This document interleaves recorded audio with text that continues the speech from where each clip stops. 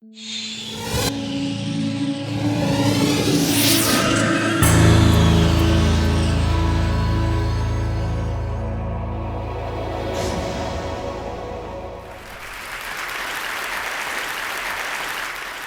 I'm going to talk about work, specifically why people can't seem to get work done at work, which is a problem we all kind of have.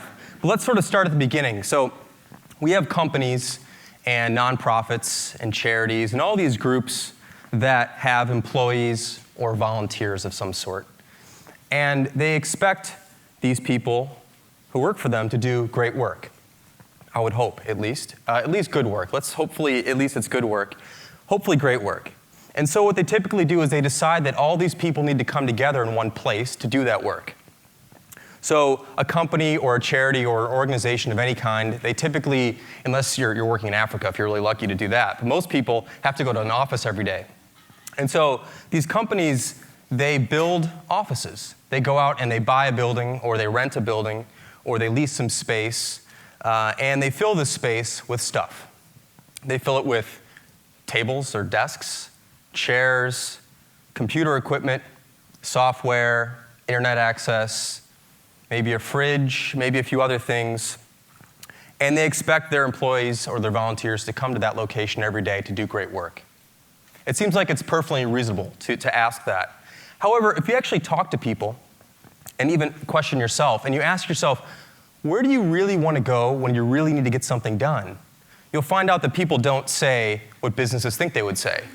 If you ask people the question, where do you really need to go when you need to get something done, you typically get three different kinds of answers. One is kind of a place or a location or a room. Another one is a moving object. And a third is a time. So here's some examples. When I ask people, and I've been asking people this question for about 10 years, I ask them, where do you go when you really need to get something done? I'll hear things like the porch, the deck, the kitchen. I'll hear things like an extra room in the house, the basement, the coffee shop, the library. And then you'll hear things like the train, a plane, a car, so the commute. And then you'll hear people say, well, it doesn't really matter where I am as long as it's really early in the morning or really late at night or on the weekends. You almost never hear someone say the office. But businesses are spending all this money on this place called the office, and they're making people go to it all the time, yet people don't do work in the office. What is that about? Like, why is that? Why is that happening? And what you find out is if you dig a little bit deeper, you find out that this is what happens. People go to work, and they're basically trading in their workday for a series of work moments. That's what happens at the office. You don't have a work day anymore. You have work moments. It's like the front door of the office is like a Cuisinart. And you walk in, and your day is shredded to bits because you have 15 minutes here and 30 minutes there, and then something else happens, and you're pulled off your work, and you got to do something else, and you have 20 minutes, then it's lunch. Then you have something else to do, and then you got 15 minutes, and someone pulls you aside and asks you this question, and before you know it, it's 5 p.m., right? And you look back on your day, and you realize that you didn't get anything done, right? I mean, we've all been through this. We've probably been through it. We probably went through it yesterday or the day before or the day before that. You look back on your day, and you're like, I got nothing done today. I was at work. I sat at my desk. I used my expensive computer. I used the software they told me to use. I went to these meetings I was asked to go to. I did these conference calls. I did all this stuff, but I didn't actually do anything. I just did tasks. I didn't actually get meaningful work done. And what you find is that, especially with creative people, designers, programmers, writers, engineers, thinkers, that people really need long stretches of uninterrupted time to get something done. You cannot ask somebody to be creative in 15 minutes and really think about a problem. You might have a quick idea, but to be in deep thought about a problem and really consider a problem carefully, you need long stretches of uninterrupted time. And even though the workday is typically 8 hours, how many people here have ever had 8 hours to themselves at the office? How about 7 hours? 6? 5? 4? When's the last time you had 3 hours to yourself at the office? 2 hours? 1 maybe? Very, very few people actually have long stretches of uninterrupted time at an office. And this is why people choose to do work at home, or they might go to the office, but they might go to the office really early in the day. or late at night when no one's around, or they stick around after everyone's left, or they go in on the weekends, or they get work done on the plane, or they get work done in the car or in the train because there are no distractions.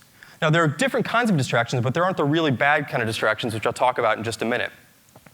And this sort of whole phenomenon of having like short bursts of time to get things done reminds me of another thing that doesn't work when you're interrupted, and that is sleep. I think that sleep and work are very closely related. And it's not just that you can work while you're sleeping and you can sleep while you're working. That's not really what I mean. I'm talking specifically about the fact that sleep and work are phase-based or stage-based events. So sleep is about sleep phases or stages. Some people call them different things. There's 5 of them. And in order to get to the really deep ones, the really meaningful ones, you have to go through the early ones. And if you're interrupted while you're going through the early ones, so if someone bumps you in bed or there's a sound or whatever happens, you don't just pick up where you left off. If you're interrupted and woken up, you have to start again. So you have to go back a few phases and start again. And what ends up happening, sometimes you might have days like this where you wake up at 8 in the morning or 7 in the morning or whenever you get up and you're like, man, I didn't really sleep very well. I did the sleep thing, I went to bed, I laid down, but I didn't really sleep. Because sleep is not, people say you go to sleep, but you really don't go to sleep. You go towards sleep. It just takes a while. You got to go through these phases and stuff. And if you're interrupted, you don't sleep well. So how do we expect, does anyone here expect someone to sleep well if they're interrupted all night? I don't think anyone would say yes. Why do we expect people to work well if they're being interrupted all day at the office? How can we possibly expect people to do their job if they're going to the office to be interrupted? That doesn't really seem like it makes a lot of sense to me. So what are these interruptions that happen at the office that don't happen in other places? Because in other places you can have interruptions like you can have, the TV, or you could go for a walk, or there's a fridge downstairs, or you've got your own couch, or whatever you want to do. And if you talk to certain managers, they'll tell you that they don't want their employees to work at home because of these distractions. They'll also say that sometimes they'll also say, well, if I can't see the person, how do I know they're working? Which is ridiculous, of course, but that's one of the excuses that managers give. And I'm one of these managers. I understand, I know how this goes. We all have to improve on this sort of thing. But oftentimes they'll cite distractions. I can't let someone work at home. They'll watch TV. They'll do this other thing. It turns out that those aren't the things that are really distracting, because those are voluntary distractions. You decide when you want to be distracted by the TV. You decide when you want to turn something on. You decide when you want to go downstairs or go for a walk. At the office, most of the interruptions and distractions that really cause people not to get work done are involuntary. So let's go through a couple of those. Now, managers and bosses will often have you think that the real distractions at work are things like Facebook and Twitter and YouTube and other websites. And in fact, they'll go so far as to actually ban these sites at work. Some of you may work at places where you can't get to these certain sites. I mean, is this China? What the hell is going on here? You can't go to a website at work, and that's the problem? That's why people aren't getting work done, because they're going to Facebook and they're going to Twitter? That's kind of ridiculous. It's a total decoy. And, today's Facebook and Twitter and YouTube, these things are just modern-day smoke breaks. No one cared about letting people take a smoke break for 15 minutes 10 years ago. So why does everyone care about someone going to Facebook here and there, Twitter here and there, YouTube here and there? Those aren't the real problems in the office. The real problems are what I like to call the M&Ms, the managers and the meetings.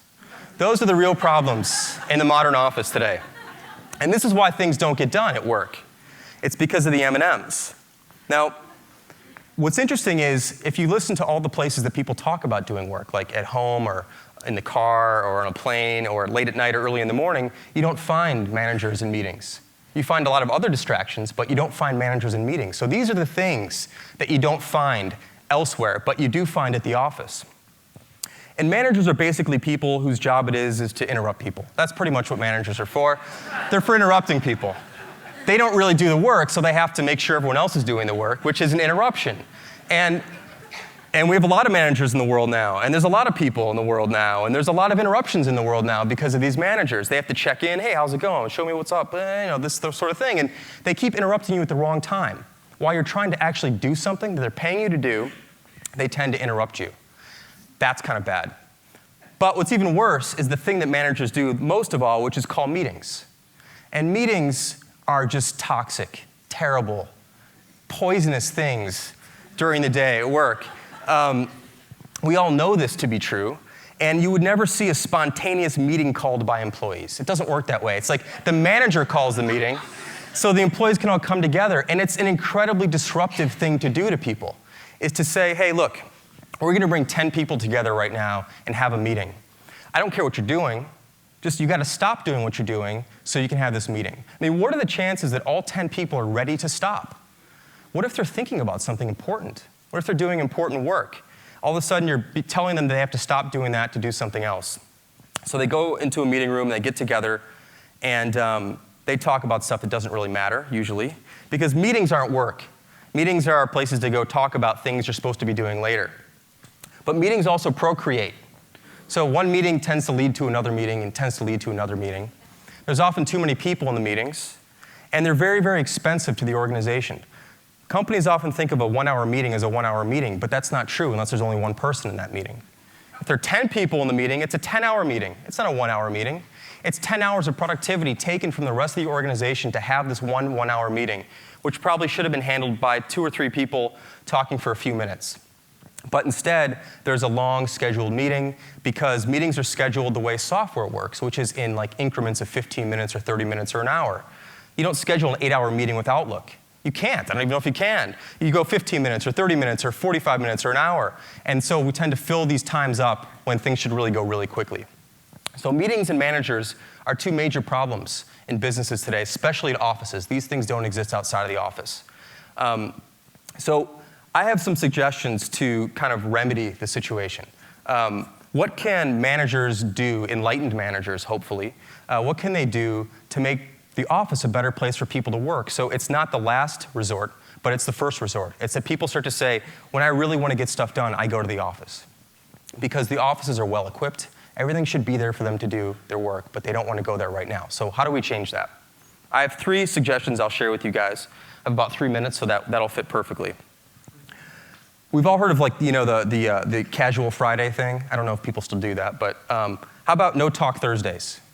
How about pick just one Thursday once a month and cut that day in half and just say the afternoon. I'll make it really easy for you. So just the afternoon, one Thursday, the first Thursday of the month, just the afternoon, nobody in the office can talk to each other. Just silence. That's it. And what you'll find is that a tremendous amount of work actually gets done when no one talks to each other. This is when people actually get stuff done, is when no one's bothering them and no one's interrupting them. And you can give someone, giving someone 4 hours of uninterrupted time is the best gift you can give anybody at work. It's better than a computer, it's better than a new monitor, it's better than new software, whatever people typically use. Giving them 4 hours of quiet time at the office is going to be incredibly valuable. And if you try that, I think you'll find that you agree. And maybe, hopefully, you can do it more often. So maybe it's every other week or every week, once a week. Afternoons, no one can talk to each other. That's something that you'll find will really, really work.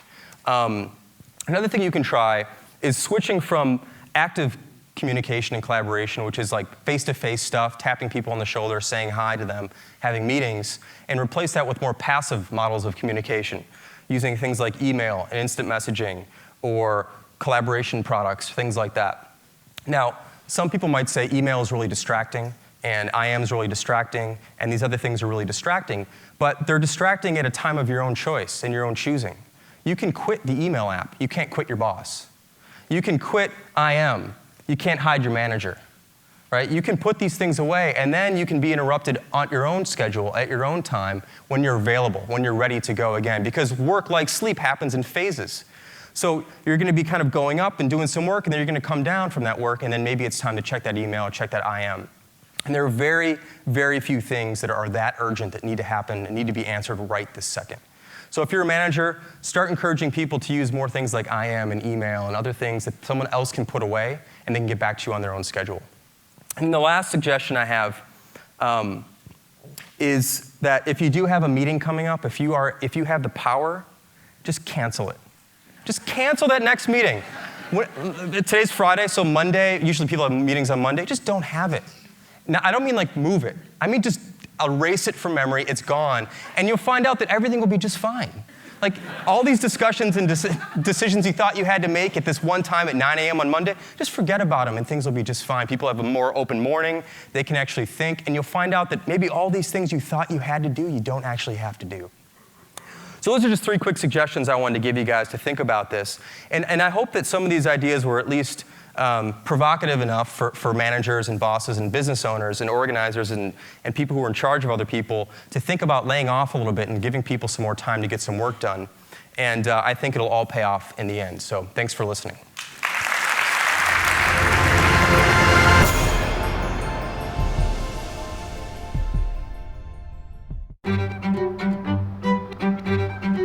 Doing the creative direction of the magazine. I work as a photographer. I also have been curating.